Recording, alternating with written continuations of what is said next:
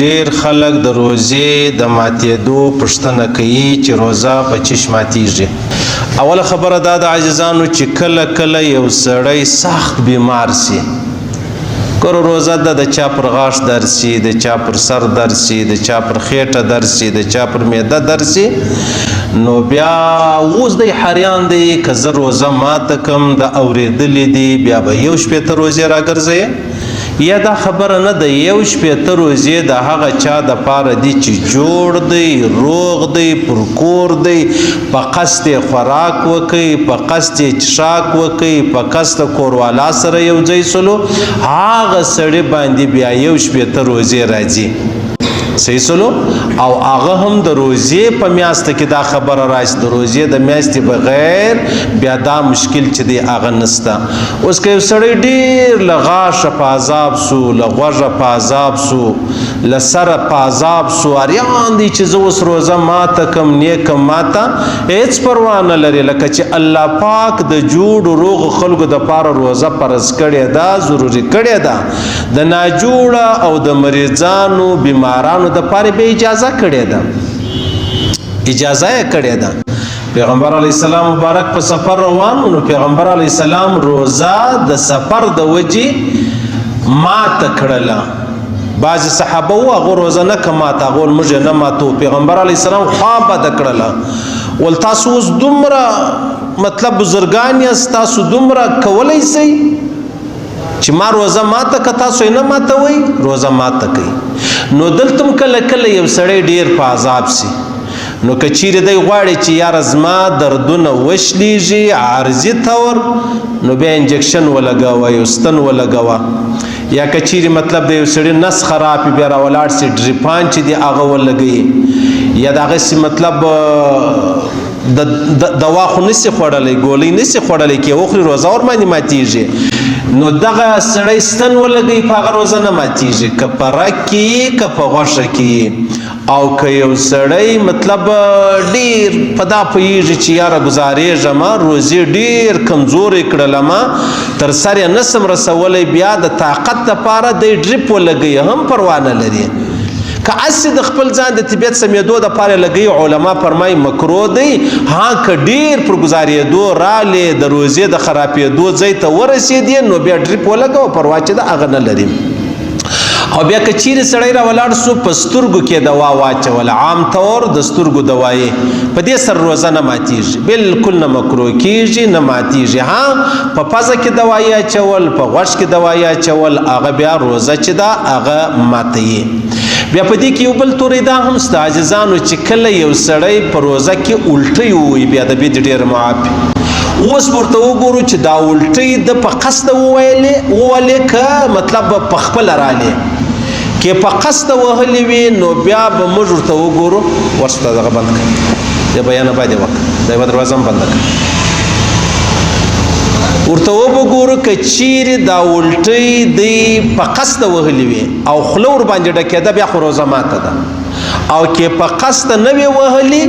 هسې مطلب په خپل هغه معده راوایشېدله، الټی یې وویلې، که خوله ډکه یې که نه یې ډکه، په هغه باندې بیا روزه نه ماتېږي. بیا شرط دا دی چې دا الټی ده وغورځولې. یو دا و چې خولې لرې رالې په خوله کې وې، بیا په قصده بیرته تېرې کړي، هغه رقم نه دي کول پکار. صحیح سلو. ها که په قصده مطلب الټی وویلې، خوله یې ورباندې ډکه سوله، روزه ماته ده. که په قصده الټی وهلې، خوله نه سوه په ډکه، په هغه باندې هم روزه چې ده هغه نه ماتېږي. او که یو سړی په روزه کې غاښ باسي، په کار خو نه د سړی په روزه کې غاښ وباسي، د روزه ماته باید یې وباسي. که یو سړی ډېر په عذاب دی، بغیر د کښلو هېڅ یوه چاره نسته، بالکل ډېر جنې په عذاب دی، غواړي چې روزه م بچاو کمه، نو بیا که دی غاښ وباسي پروا نه لري. شرط دا دی چې هغه دوایي هغه وینه د حلق لره ولاړه نسي. صحیح سلو، پروا نه لري. ها خو مطلب ښه خبره دا ده چې ماښام بیا که خپل غاټ سړی وباسي، د مجبورۍ په خاطر باندې پروا نه لري. خو شرط دا دی چې اثرات د دوایي هغه حلق ته ولاړ نسي. او بیا بله خبره دا ده چې دا ټوټپیس وهل په روزه کې دا هم نه د پکار ځکه د ټوټپیس ذایقه بیخي ډیره ده هغه فورا حلق ته رسیږي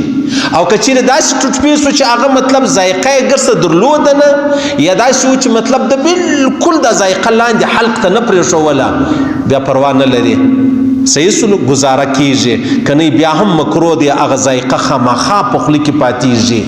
او که چیرې خالي برش سړی ووایي هغه ګر سره پروا نه لري خالي برش هغه ذایقه مایقه نه لري او مسواک خو ګر سره پروا نه لري حتی په روزه کې مسواک وهل سنت دی که هغه خوږ و که تریخ و که څه ذرات په خوله کې پاته شوې له علما فرمایي چې مسواک ضروري دی د لمانځه حصه ده د اوداسه حصه ده پروا چې د هغه نه لري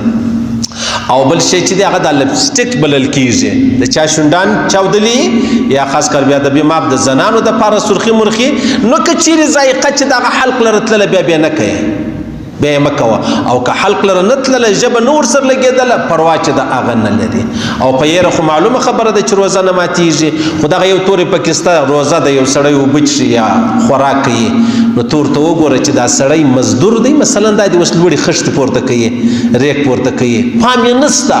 اوبه یې په لاس کې دی بزرګي مه کوه ورځغله مه چې ستا روزه د روزه دې ماتېږي کار مه په لره پروا نه لري د ده یېره ده دی به اوبه وچښي ګزاره به ورباندې وشي او که سړی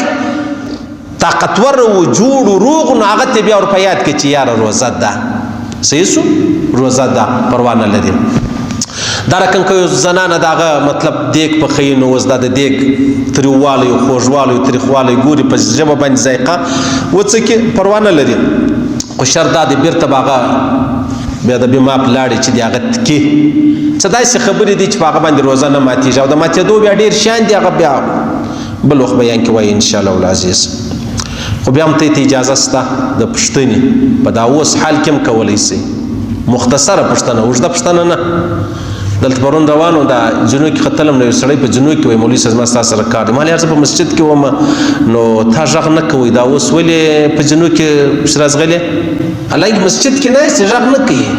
وایي مولوي صاحب زه د چمنه سره راغلی معلوم چې د کابله راغلی ولې کوې دا چمن په روډ سړی دره په لاره کې سړی په جنو کې و مسجد کې د هغه دپاره ناست ته پوښتنه کولی شي او که ته پر روډ پوښتنې کوې نو هغه نو بیا مناسبه نه وي دا خبره ختمه شوه پیغمبر علیه الصلاة والسلام مبارک فرمایي د روزه مات پر ټیم باندې الله پاک د روزاتي دعا چې د هغه قبلوي چې دی دعا وکړي روزه مات پر ټیم باندې اوس خبره دا د عاجزانو دا روزه مات موږ دومره مصروفه کړو چې زموږ په نس کې په خپل ځان کې په لوږه او په تنده کې زموږ فکر دا نو خاص د قبلېدو ټیم دی خاص د قبلېدو ټیم دی او عجبه خبره دا ده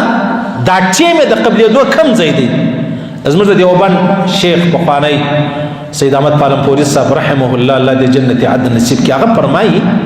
وایي دا د قبلېدو ځای عین هغه ځای چې دا ته روزه مات کوي دا نه دی چې د روزه مات څخه مخکې تا دسترخوان هوار کوي بس ته ناست یې 10 منټه دعا کوي هغه د افطاري ټیم چې کله راغلی یا د روزه مات ټیم راغلی بیا ته دعا ختمه کړې ته خپل خوراک شروع کړي یا ضروري نه ده چې خامخا ته دعا کوي تا د لاسونه پورته کړي خاص د قبلېدو ټیم دا یاد دی نو ته داسې کوه چې خورما دې خوله ته واچوله هم دعا کوه یا الله ما وبخښئ یا الله ما ته عفو وکړي ضروري نه ده چې په زوره وایه ضروري نه ده چې لاسونه دې پورته کړي صحیح سلو څه داسې خبرې چې هغه ضروري و لازمي نه وي خو زموږ دخوا موږ ضروري و لازمي بللي اوس موږ مسجد ته راننوځو کله چې موږ دعا کوله نو موږ کله لاسونه پورته کول بیا موږ د مسجد څخه وځو بیا موږ دعا کوو موږ کله لاسونه پورته کول